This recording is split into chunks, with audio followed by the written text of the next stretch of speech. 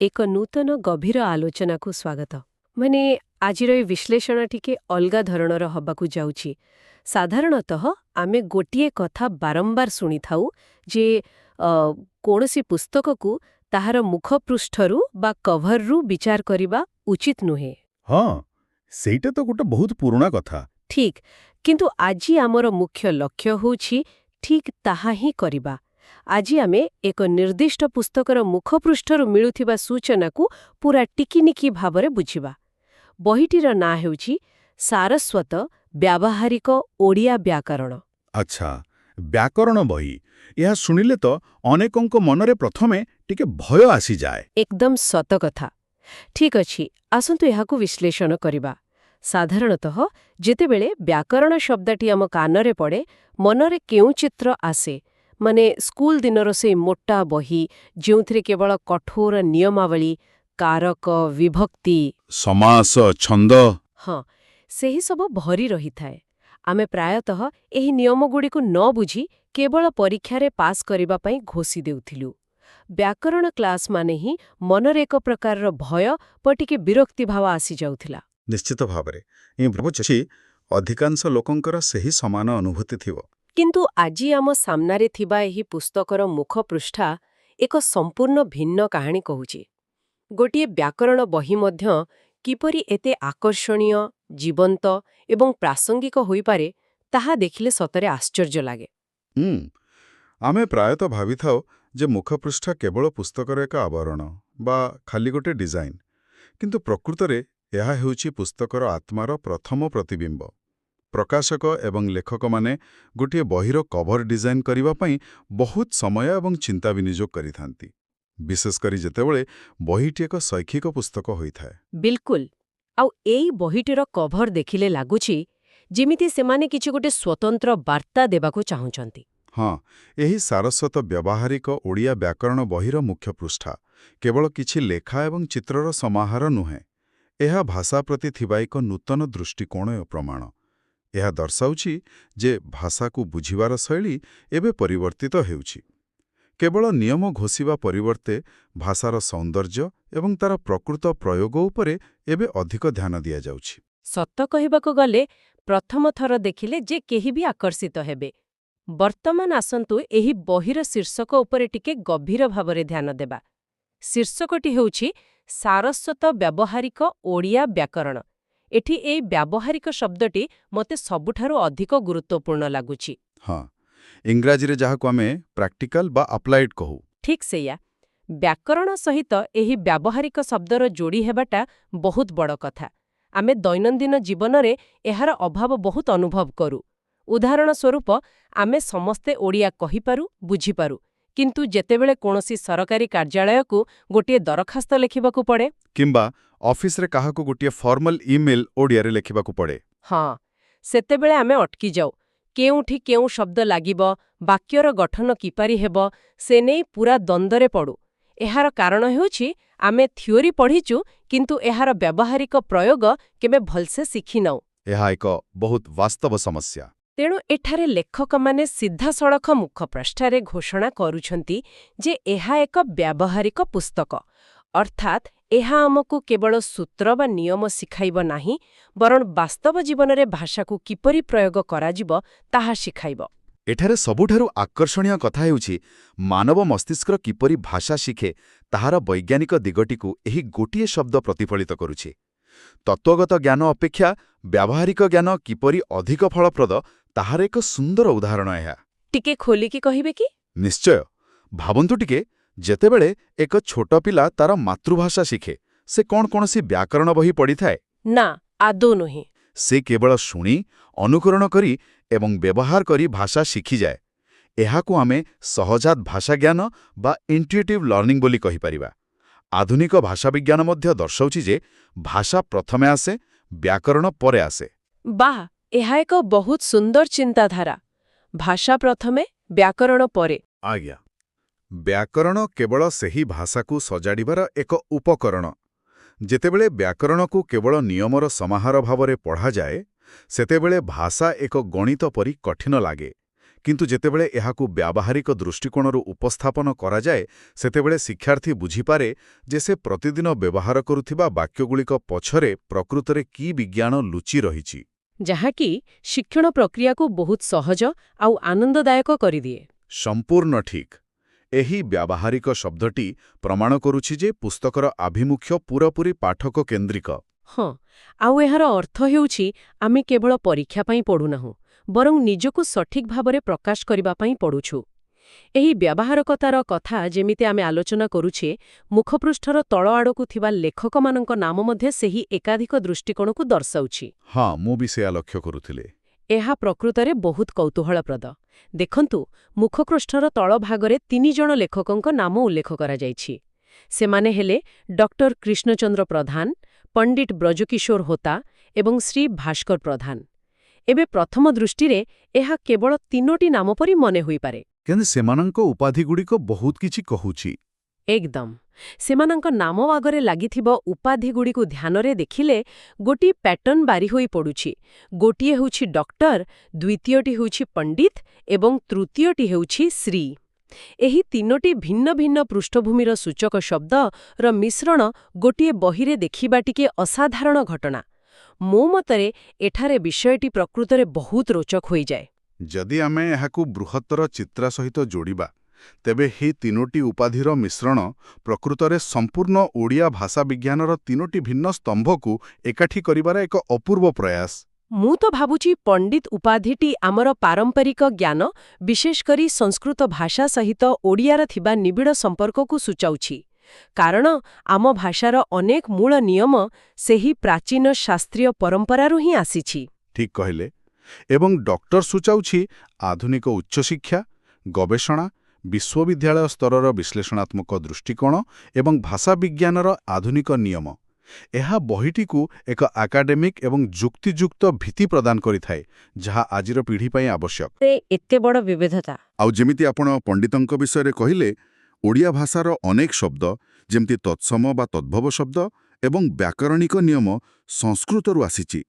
ଜଣେ ପଣ୍ଡିତଙ୍କର ଉପସ୍ଥିତି ଏହା ନିଶ୍ଚିତ କରେ ଯେ ବହିଟିରେ ଭାଷାର ମୂଳ ପରମ୍ପରା, ତାର ଶୁଦ୍ଧତା ଏବଂ ଗଭୀରତା ସହିତ କୌଣସି ସାଲିସ ହୋଇନାହିଁ। ଏହା ବହୁତ ଗୁରୁତ୍ୱପୂର୍ଣ୍ଣ। କିନ୍ତୁ ଏହି 2ଟି ଦୃଷ୍ଟିକୋଣ ମଧ୍ୟରେ ଯେଉଁ ତୃତୀୟ ଉପାଧିଟି ଅଛି, ଅର୍ଥାତ୍ ଶ୍ରୀ, ସେହି ବିଷୟରେ ଆପଣଙ୍କ ମତ କ'ଣ? ଶ୍ରୀ ହେଉଛି ସବୁଠାରୁ ଗୁରୁତ୍ୱପୂର୍ଣ୍ଣ ସଂଯୋଗକାରୀ କଡ଼ି। ହଁ, କାରଣ ଶ୍ରୀ ତ ସବୁଠାରୁ ସାଧାରଣ ଏବଂ ଦୈନନ୍ଦିନ ବ୍ୟବହୃତ ହେଉଥିବା ସମ୍ମାନସୂଚକ ଶବ୍ଦ। ମୋର ଲାଗୁଛି ଏହା ସେହି ବାସ୍ତବବାଦୀ ବା ପ୍ରାକ୍ଟିକାଲ ଦିଗକୁ ପ୍ରତିନିଧିତ୍ୱ କରୁଛି, ଯାହା ବିଷୟରେ ଆମେ ଆରମ୍ଭରୁ କଥା ହେଉଥିଲେ। ବୋଧହୁଏ ଏହା ଦର୍ଶାଉଛି ଜଣେ ସାଧାରଣ ଶିକ୍ଷକଙ୍କୁ ଯିଏ କ୍ଲାସରୁମ୍ରେ ପିଲାଙ୍କ ସହ ସିଧାସଳଖ ଯୋଡ଼ି ହୋଇଥାନ୍ତି। ଏକଦମ ସଠିକ୍। ସେହି ସାଧାରଣ ଶବ୍ଦଟି ହିଁ ଏହାର ସବୁଠାରୁ ବଡ଼ ଶକ୍ତି। ଶ୍ରୀ ଉପାଧିଟି ଜଣେ ଅଭିଜ୍ଞ ସ୍କୁଲ ଶିକ୍ଷକ ବା ଜଣେ ଏପରି ବ୍ୟକ୍ତିକୁ ସୂଚାଉଛି ଯିଏ ଜାଣନ୍ତି କ୍ଲାସରୁମ୍ରେ ପିଲାମାନେ ପ୍ରକୃତରେ କିପରି ପଢ଼ନ୍ତି। ଜଣେ ଗବେଷକ ନିୟମ ତିଆରି କରିପାରିବେ, ଜଣେ ପଣ୍ଡିତ ତାହାର ଶୁଦ୍ଧତା ବଜାୟ ରଖିପାରିବେ, କିନ୍ତୁ ଜଣେ ଛାତ୍ର କେଉଁଠି ବୁଝିବାରେ ଅସୁବିଧାର ସମ୍ମୁଖୀନ ହେବେ ତାହା କେବଳ ଜଣେ କ୍ଲାସରୁମ୍ ଶିକ୍ଷକ ହିଁ ଧରିପାରିବେ। ଆଉ ଆଧୁନିକ ଶିକ୍ଷାଦାନ ପଦ୍ଧତିରେ ଏହି ତୃଣମୂଳ ସ୍ତରର ଅଭିଜ୍ଞତାର ବହୁତ ମୂଲ୍ୟ ରହିଛି। ବିଲକୁଲ। ତେଣୁ ଆମେ ଦେଖିବାକୁ ପାଉଛୁ ଯେ ଡକ୍ଟର ବହିଟିର ମେରୁଦଣ୍ଡ ବା ଗବେଷଣା ପ୍ରସ୍ତୁତ କରୁଛନ୍ତି, ପଣ୍ଡିତ ଏହାର ଚେର ବା ମୂଳ ପରମ୍ପରାକୁ ସୁଦୃଢ଼ କରୁଛନ୍ତି ଏବଂ ଶ୍ରୀ ଏହାକୁ ସର୍ବସାଧାରଣଙ୍କ ପାଇଁ ଗ୍ରହଣଯୋଗ୍ୟ ଏବଂ ସହଜବୋଧ୍ୟ କରୁଛନ୍ତି। ଏହି 3ଟି ଭିନ୍ନ ଭିନ୍ନ ଦୃଷ୍ଟିକୋଣର ସମନ୍ୱୟ ହିଁ ଏହି ବ୍ୟାକରଣ ବହିଟିକୁ କେବଳ ଏକ ନିରସ ଉଚ୍ଚଶିକ୍ଷା ଗ୍ରନ୍ଥ ନ କରି ଏକ ସମ୍ପୂର୍ଣ୍ଣ ବ୍ୟାବହାରିକ ପୁସ୍ତକରେ ପରିଣତ କରିଛି। ଏକାଧିକ ଦୃଷ୍ଟିକୋଣ କିପରି ଏକାଠି ମିଶିଲେ ଏକ ସୁନ୍ଦର ସୃଷ୍ଟି ହୁଏ, ଏହା ତାର ଏକ ଜ୍ୱଳନ୍ତ ଉଦାହରଣ। ସତରେ, ଗୋଟିଏ କଭର ପୃଷ୍ଠରେ ଏତେ ସବୁ ବାର୍ତ୍ତା ଲୁଚି ରହିଛି, ଭାବିଲେ ଆଶ୍ଚର୍ଯ୍ୟ ଲାଗେ। ଆଉ ଏତିକିରେ କଥା ସରିନାହିଁ। ବାସ୍ତବରେ ଏହି ବିଭିନ୍ନ ଦୃଷ୍ଟିକୋଣର କଥା ଆଉ ଯେମିତି ଆମେ କହୁଥିଲେ, ମୁଖପୃଷ୍ଠର ଚିତ୍ର ମଧ୍ୟ ଠିକ୍ ସେହିପରି ଏକାଧିକ ଭାବନାର ଏକ କୋଲାଜ ବା ମିଶ୍ରଣ ପରି ଲାଗୁଛି। ଏବେ ଆସନ୍ତୁ ଆମ ଆଲୋଚନାର ସେହି ବିଭାଗକୁ ଯିବା ଯାହା ବୋଧହୁଏ ସବୁଠାରୁ ଚିତ୍ତାକର୍ଷକ, ମୁଖପୃଷ୍ଠାର ପ୍ରତୀକାତ୍ମକ ଦୃଶ୍ୟପଟ ବା ଭିଜୁଆଲ ଆର୍ଟ। ହଁ, ଚିତ୍ରଟି ତ ବହୁତ ସୁନ୍ଦର। ଯେତେବେଳେ ଆମେ ଏହି କଭର ପୃଷ୍ଠାକୁ ଦେଖୁ, ଆଖିକୁ ସିଧା ଆସେ ଏକ ସମ୍ପୂର୍ଣ୍ଣ ଉଜ୍ଜ୍ୱଳ ହଳଦିଆ ରଙ୍ଗର ପୃଷ୍ଠଭୂମି ଏବଂ ତା ମଝିରେ ଏକ ବିରାଟ ବୃତ୍ତାକାର ଫ୍ରେମ୍ ଭିତରେ ରହିଛି ଏକ ବହୁତ ସୁନ୍ଦର ଫୁଲଗୁଚ୍ଛ। ସେହି ଫୁଲଗୁଚ୍ଛରେ ବଡ଼ ବଡ଼ ହଳଦିଆ ରଙ୍ଗର ଜେରବେରା ବା ସୂର୍ଯ୍ୟମୁଖୀ ଜାତୀୟ ଫୁଲ ଅଛି, ଏକ ସୁନ୍ଦର ବାଇଗଣୀ ରଙ୍ଗର ଫୁଲ ଏବଂ କିଛି ନାଲି ଓ ଧଳା ରଙ୍ଗର ଆକର୍ଷଣୀୟ ଫୁଲ ରହିଛି।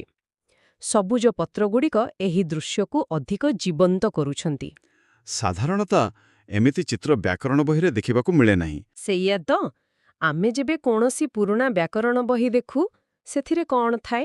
ହୁଏତ ବଡ଼ ବଡ଼ ଅକ୍ଷରରେ ଅ, ଆ, କ, ଖ ଲେଖାଥାଏ। କୌଣସି ପ୍ରାଚୀନ ତାଳପତ୍ର ପୋଥିର ଚିତ୍ର ଥାଏ, ନଚେତ୍ କାଳି ଓ କଲମର ଚିତ୍ର ଥାଏ। କିନ୍ତୁ ଏଠାରେ ଫୁଲର ଚିତ୍ର। ପ୍ରଥମେ ଦେଖିଲେ ଲାଗିବ ଯେମିତି ଏହା କୌଣସି କବିତା ବହି ବା ବଗିଚା ତିଆରି କରିବାର ଗାଇଡ୍ ବହି। ବ୍ୟାକରଣ ପରି ଏକ ବୌଦ୍ଧିକ ବିଷୟର ମୁଖପୃଷ୍ଠାରେ ଫୁଲର ଚିତ୍ର କାହିଁକି? ଏହାର କାରଣ ବହୁତ ଗଭୀର। ମୋର ଅନୁମାନ ହେଉଛି, ଫୁଲ ଯେମିତି ପ୍ରାକୃତିକ ଭାବରେ ବିକଶିତ ହୁଏ, ଭାଷା ମଧ୍ୟ ସେମିତି ବିକଶିତ ହୁଏ ବୋଲି ବୋଧହୁଏ ଏହା ଦର୍ଶାଇବାକୁ ଚେଷ୍ଟା କରୁଛି। କ'ଣ କହୁଛନ୍ତି? ଆପଣ ପାଖାପାଖି ଠିକ୍ ପହଞ୍ଚିଗଲେଣି। ଆମେ ଯଦି ଗଭୀରକୁ ଯିବା, ଏହି ଚିତ୍ରକଳା ପଛରେ ଏକ ବଡ଼ ମନସ୍ତାତ୍ତ୍ୱିକ ଏବଂ ପ୍ରତୀକାତ୍ମକ ଅର୍ଥ ଲୁଚି ରହିଛି। ଆମେ ପ୍ରାୟତଃ ଲକ୍ଷ୍ୟ କରିଥିବା ଯେ ପ୍ରକୃତିରେ ଫୁଲ ହେଉଛି ସୌନ୍ଦର୍ଯ୍ୟ ଏବଂ ସ୍ୱାଭାବିକତାର ସର୍ବଶ୍ରେଷ୍ଠ ଉଦାହରଣ। ହଁ, ନିଶ୍ଚିତ ଭାବରେ। କିନ୍ତୁ ଗୋଟିଏ କଥା ଚିନ୍ତା କରନ୍ତୁ, ପ୍ରତ୍ୟେକ ଫୁଲ ନିଜ ଇଚ୍ଛାରେ ଯେମିତି ସେମିତି ବଢ଼େ ନାହିଁ। ତାର ପାଖୁଡ଼ାର ସଜ୍ଜା, ତାର ରଙ୍ଗ, ତାର ଆକାର, ଏସବୁ ପଛରେ ପ୍ରକୃତିର ଏକ ନିର୍ଦ୍ଦିଷ୍ଟ ଏବଂ କଠୋର ନିୟମ ରହିଛି। ଆଚ୍ଛା, ସେଇ ଯେମିତି ବିଜ୍ଞାନରେ କୁହନ୍ତି। ହଁ, ଜୀବବିଜ୍ଞାନରେ ଏହାକୁ ଗାଣିତିକ ନିୟମ ବା ଫିବୋନାସି ସିକ୍ୱେନ୍ସ ପରି ନିୟମାବଳୀ ବୋଲି କୁହାଯାଏ। ଅର୍ଥାତ୍ ଏକ ଫୁଲ ସମ୍ପୂର୍ଣ୍ଣ ରୂପେ ନିୟମ ମଧ୍ୟରେ ବାନ୍ଧି ହୋଇ ରହିଥାଏ, ତଥାପି ସେହି ନିୟମଗୁଡ଼ିକ ଭିତରେ ରହି ମଧ୍ୟ ଫୁଲଟି ଏତେ ସୁନ୍ଦର ଏବଂ ସ୍ୱାଧୀନ ଭାବରେ ବିକଶିତ ହୁଏ ଯେ ଆମକୁ କେବେ ବି ସେହି ନିୟମଗୁଡ଼ିକର କଠୋରତା ଜଣାପଡ଼େ ନାହିଁ। ବାଃ, କି ସୁନ୍ଦର ଉପମା! ଆମେ ତାର ସୌନ୍ଦର୍ଯ୍ୟକୁ ଉପଭୋଗ କରୁ, ତାର ଗାଣିତିକ ସୂତ୍ରକୁ ନୁହେଁ। ଠିକ୍ ସେହିପରି ବ୍ୟାକରଣ ହେଉଛି ଭାଷାର ସେହି ପ୍ରାକୃତିକ ନିୟମ। ଏକ ଭଲ ବ୍ୟାକରଣ ଭାଷାକୁ ବାନ୍ଧି ରଖେ ନାହିଁ ବା ସଙ୍କୁଚିତ କରେ ନାହିଁ, ବରଂ ଏହା ଭାଷାକୁ ଏକ ଫୁଲ ପରି ସୁନ୍ଦର, ସ୍ପଷ୍ଟ ଏବଂ ସୁସଜ୍ଜିତ ଭାବରେ ବିକଶିତ ହେବାକୁ ସାହାଯ୍ୟ କରେ। ମୁଖପୃଷ୍ଠାରେ ଫୁଲଗୁଚ୍ଛ ଦେଇ ଲେଖକ ଏବଂ ପ୍ରକାଶକ ବୋଧହୁଏ ଏହି ବାର୍ତ୍ତା ଦେବାକୁ ଚାହୁଁଛନ୍ତି ଯେ ଓଡ଼ିଆ ଭାଷାର ବ୍ୟାକରଣ ଶିଖିବା ଏକ ବୋଝ ନୁହେଁ, ବରଂ ଏହା ଆମ ମାତୃଭାଷାର ସୌନ୍ଦର୍ଯ୍ୟକୁ ଉପଭୋଗ କରିବାର ଏକ ମାଧ୍ୟମ। ମାନେ, ନିୟମଗୁଡ଼ିକ ଅଦୃଶ୍ୟ ରହିବେ, କିନ୍ତୁ ଭାଷାଟି ଫୁଲ ପରି ପ୍ରସ୍ଫୁଟିତ ହେବ। ସତରେ, ବ୍ୟାକରଣକୁ ଫୁଲର ସୌନ୍ଦର୍ଯ୍ୟ ସହିତ ତୁଳନା କରିବା ଏକ ସମ୍ପୂର୍ଣ୍ଣ ନୂତନ ଏବଂ ସକାରାତ୍ମକ ଦୃଷ୍ଟିକୋଣ। ଏହା ଶୁଣିଲା ପରେ ବ୍ୟାକରଣ ବହିଟି ଆଉ ଭୟଭୀତ କରୁନାହିଁ। ସେଇଆ ହିଁ ତ ଏହି କଭରର ମୁଖ୍ୟ ଉଦ୍ଦେଶ୍ୟ। ଆଉ ଗୋଟିଏ କଥା ମୁଁ ଲକ୍ଷ୍ୟ କରୁଥିଲି, ଏଇ ଉଜ୍ଜ୍ୱଳ ହଳଦିଆ ରଙ୍ଗର ବ୍ୟାକ୍ଗ୍ରାଉଣ୍ଡ ମଧ୍ୟ ସେଇ ସମାନ ସକାରାତ୍ମକତାକୁ ଦର୍ଶାଉଛି। ହଳଦିଆ ରଙ୍ଗ ସାଧାରଣତଃ ଆଲୋକ, ଜ୍ଞାନ ଏବଂ ଆନନ୍ଦର ପ୍ରତୀକ। ଏହା ଯେମିତି ଆମ ମନରେ ଥିବା ସେହି ପୁରୁଣା ବ୍ୟାକରଣର ଭୟରୂପକ ଅନ୍ଧକାରକୁ ଦୂର କରିଦେଉଛି। ବହୁତ ଭଲ ନିରୀକ୍ଷଣ। ରଙ୍ଗର ମନସ୍ତତ୍ତ୍ୱ ବି ବହୁତ କିଛି ପ୍ରଭାବ ପକାଏ। ଏବଂ ଏତିକିରେ ସରିନାହିଁ, ମୁଖପୃଷ୍ଠାର ଉପର ଡାହାଣ ପାର୍ଶ୍ୱରେ ଏକ ନୀଳ ରଙ୍ଗର ଧାବମାନ ଘୋଡ଼ାରେ ଏକ ପ୍ରତୀକାତ୍ମକ ଚିତ୍ର ମଧ୍ୟ ରହିଛି। ଏହା ଆହୁରି ଆଶ୍ଚର୍ଯ୍ୟଜନକ ଲାଗୁଛି। ଫୁଲ ସହିତ ପୁଣି ଘୋଡ଼ାର କି ସମ୍ପର୍କ ଥାଇପାରେ? ଆପଣ କ'ଣ ଭାବୁଛନ୍ତି, ଏହା ପଛରେ କି କାରଣ ଥାଇପାରେ? ଘୋଡ଼ା ତ ଗତିର ପ୍ରତୀକ। ବୋଧହୁଏ ଏହା ଭାଷାର ଗତିଶୀଳତାକୁ ଦର୍ଶାଉଛି। କାରଣ ଆମେ ଜାଣୁ ଯେ ଭାଷା ସବୁବେଳେ ବଦଳୁଥାଏ। ଆଜି ଆମେ ଯେମିତି ଓଡ଼ିଆ କହୁଛୁ, 100 ବର୍ଷ ତଳେ ଲୋକେ ଠିକ୍ ସେମିତି କହୁନଥିଲେ। ଏକଦମ ସଠିକ୍ ଧରିଛନ୍ତି। ଧାବମାନ ଘୋଡ଼ାର ଚିତ୍ରଟି ସେହି ଗଭୀର ଅର୍ଥ ବହନ କରୁଛି। ଏକ ଦୌଡ଼ୁଥିବା ଘୋଡ଼ା ସାଧାରଣତଃ ଶକ୍ତି, ଗତି, ସ୍ୱାଧୀନତା ଏବଂ ନିରନ୍ତର ଅଗ୍ରଗତିର ସୂଚକ। ଯେମିତି ଆଲୋଚନା ହେଲା, ଭାଷା କୌଣସି ଏକ ସ୍ଥିର ବା ମୃତ ବସ୍ତୁ ନୁହେଁ। ଯେମିତିକି ଲାଟିନ୍ ଭାଷା। ହଁ, ଲାଟିନ୍ ବା ପ୍ରାଚୀନ ସଂସ୍କୃତ ପରି କିଛି ଭାଷା ସମୟକ୍ରମେ ସ୍ଥିର ହୋଇଯାଇଛନ୍ତି, ଯେଉଁଥିରେ ଆଉ ନୂଆ ପରିବର୍ତ୍ତନ ଆସୁନାହିଁ। କିନ୍ତୁ ଓଡ଼ିଆ ଏକ ଜୀବନ୍ତ ଭାଷା। ଏହା ଏକ ପ୍ରବାହମାନ ନଦୀ ପରି। ସତ କଥା। ସମୟ ସହିତ ଭାଷାରେ ନୂତନ ଶବ୍ଦ ଯୋଡ଼ି ହୁଏ, ଅନ୍ୟ ଭାଷାରୁ ଶବ୍ଦ ଆସି ମିଶେ, କିଛି ପୁରୁଣା ଶବ୍ଦ ନିଜର ରୂପ ବଦଳାନ୍ତି। ଏପରିକି ଆମର କଥା କହିବାର ଶୈଳୀରେ ବି ପରିବର୍ତ୍ତନ ଆସେ। ଏବଂ ଏକ ଜୀବନ୍ତ ଭାଷା ସର୍ବଦା ଗତିଶୀଳ ଏବଂ ଶକ୍ତିଶାଳୀ ହୋଇଥାଏ।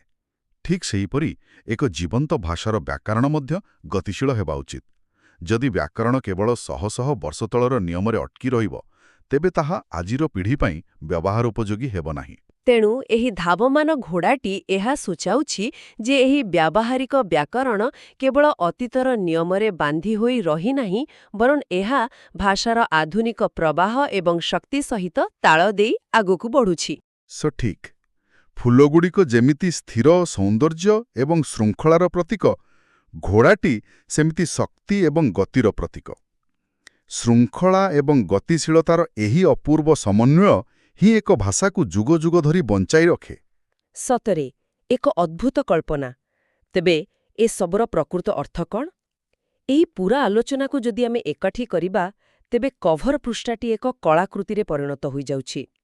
ପ୍ରଥମେ ଆମେ ଦେଖିଲେ ବ୍ୟାବହାରିକ ଶବ୍ଦର ଗୁରୁତ୍ୱ, ଯାହା ଭାଷାକୁ ଆମ ଦୈନନ୍ଦିନ ଜୀବନ ସହିତ ଯୋଡୁଛି ଏବଂ କେବଳ ପରୀକ୍ଷା ପାଇଁ ପଢ଼ିବାର ସେହି ପୁରୁଣା ମାନସିକତାରୁ ବାହାରକୁ ଆଣୁଛି।